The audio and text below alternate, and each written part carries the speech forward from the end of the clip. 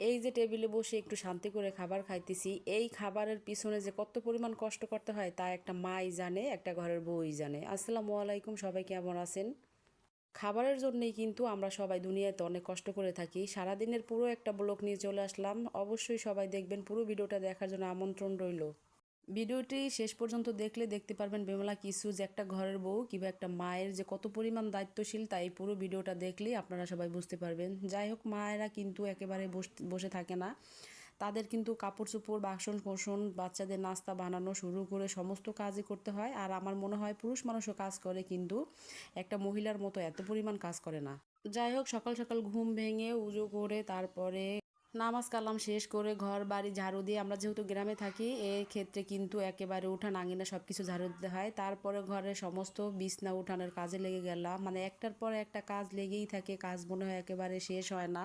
একটা পরিবারে 4-5 জন মানুষ থাকলে কিন্তু মায়ের একটা দায়িত্ব থাকে, কিংবা ঘরের বউয়েরই কিন্তু সেই দায়িত্বটা থাকে, পুরো ঘরের কাজ সামলানো, রান্না বান্না, ওই যে বাসন কোসন সমস্ত কাজই কিন্তু সেই মাই কিংবা ঘরের বউই সামলায়। সকালে ঘুম ভেঙে আমি যদি আগে থেকে বিছনাটা পরিষ্কার না করি তাহলে আমার একদমই ভালো লাগে না। বিছনা উঠানোর পরে সব কিছু ঝাড়ু মোছা দিলে আমার মনে হয় ঘরের অর্ধেক কাজ শেষ হয়ে গেছে।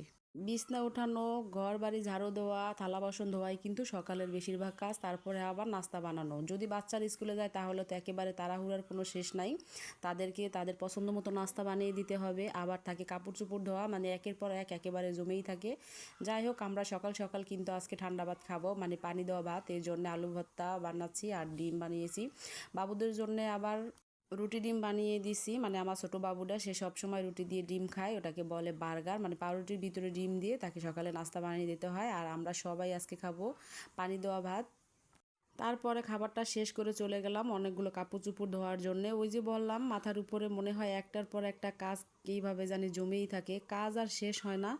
একটা ঘরে যদি 4-5 জন লোক থাকে, একটা দুইটা করে কাপড় নিলেও কিন্তু 10-12টা এমনিতেই কাপড় হয়ে যায়। ওই যে বললাম, মার যে কি পরিমাণ দায়িত্ব, বাচ্চাদের কাপড় ধোয়া, খাওয়ানো, গোসল করানো, স্কুলে পাঠানো, কে কি পছন্দ করে সেই অনুযায়ী কাজ করা, এই সব দায়িত্ব কিন্তু একটা মাই পালন করে। এত কাজ করার পরেও যদি ঘরের মানুষ আবার বলে যে কি কাজ, ঘরে কি কাজ, শুধু দান পাট সারলেই কি কোনো কাজ হয়ে যায়? অনেক কাজই থাকে। সংসার করতে হইলে আর খাবার খেতে হইলে কিন্তু একটা ঘরে অনেক কাজ করতে হয়। যাই হোক, কাপড়গুলো নাড়ার পরে এই তো চলে আসলাম সবজি কাটার জন্যে। আর এর আগে আপনাদেরকে দেখাই নাই, আমার ছাদে কিন্তু অনেক গাছ ছিল আগে, মানে ছাদ বাগান ছিল। আমি কিছুদিন ঢাকা ছিলাম, যার কারণে সব গাছগুলো মারা গেছে।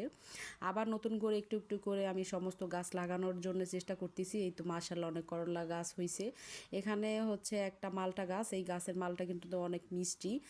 কিছু ফুল গাছও আছে, কিছু সবজি গাছ আছে। মানে আমি সব সময় গাছ পছন্দ করি আর একটু চেষ্টাই করি যে গাছ লাগানোর জন্যে, মানে এক কথায় গাছ প্রেমিক আর কি। যাই হোক, ছাদে কিন্তু মাশাআল্লাহ অনেক সুন্দর পুঁই শাক হয়েছে, এগুলো আমার নিজে লাগানো। আজকে ভাবলাম যে পুঁই শাক দিয়ে একটা তরকারি রান্না করে খেতে হবে।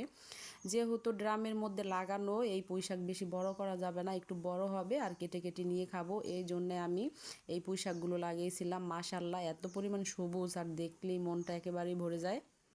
পুঁই শাক কাটার পরে দেখলাম যে গাছের গোড়ায় কিছু ঘাসও হয়েছে। পানি পাইলে কিন্তু এমন গাছের গোড়ায় ঘাস জন্মায়ে যায়, আর ঘাস হলে কিন্তু গাছটা বেশি বাড়ে না।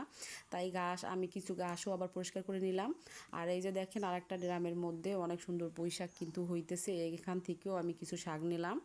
পুঁই শাক দেখে তো আমার মনে হইলো যে একেবারে কাঁচাই খেয়ে ফেলি। পুঁই শাকটা আমার খুবই পছন্দ, সবজি পছন্দ, এর ভিতরে পুঁই শাকটা একটু বেশি পছন্দ। যাই হোক, তারপরে সবজি নিয়ে, মানে পুঁই শাকটা নিয়ে আবার নিচে চলে আসলাম, একটু বেগুন নিব। আজকে আমি যেই সব খাবার রান্না করব সব কিছুই আমার নিজে লাগানো সবজি।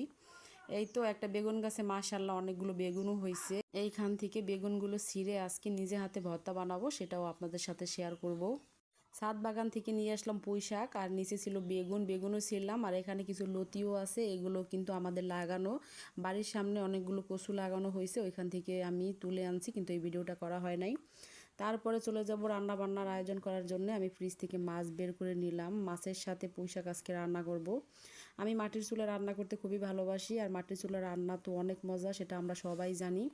এই তো আমি মাটির চুলায় রান্না করতেছি। আজকে মাছ দিয়ে পুঁই শাক রান্না করা হবে, আর ডাল দিয়ে কচুর লতি, আর হবে বেগুন ভর্তা।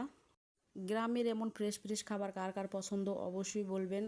আমরা যারা গ্রামে থাকি তারা কিন্তু বাইরের চুলে রান্না করতে বেশি পছন্দ করি, গ্যাসের চুলেও রান্না করি। আমার ঘর আর বাইরের চুলা কিন্তু বেশি দূরে না।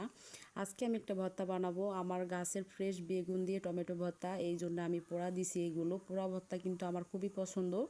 কার কার এমন পোড়া ভর্তা পছন্দ অবশ্যই বলবেন। পোড়াই যাই হোক, আমার রান্নাবান্না শেষের দিকে। আজকের ভিডিওটা কিন্তু অনেক বড়। ভিডিওটি যদি ভালো লাগে অবশ্যই লাইক কমেন্ট শেয়ার দিয়ে আমার পাশে থাকবেন। আর এত বড় ভিডিও দেখতে কেমন লাগলো অবশ্যই কিন্তু বলবেন। আপনাদের কাছে যদি ভালো লাগে তাহলে আমি কিন্তু মাঝে মাঝে এমন বড় বড় ভিডিও এখন থেকে ট্রাই করব দেওয়ার জন্যে। আমি কিন্তু ছোট ছোট রিলস বানাই, তো ভাবছি এখন থেকে বড় ভিডিও দিব।